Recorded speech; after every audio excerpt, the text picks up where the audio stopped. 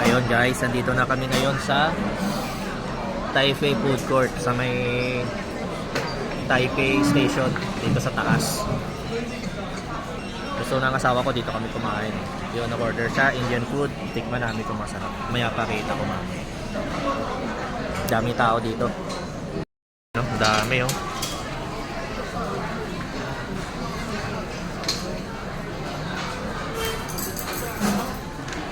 Ayun siya doon. Sabi naman yan, food trip naman. Dami naman. Yan. Uy. Paharap mo to. Saan? Ito. Ayan, sige, lagay mo dyan. Yun, guys. Yan, guys. Yan talaga yung food trip na tinatawag. Tignan nyo, ang dami.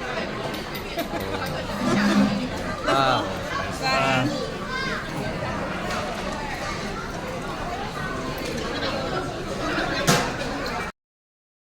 Oh, guys, kain muna ako. Food trip muna. Dahil pagkain, no? Sama ko.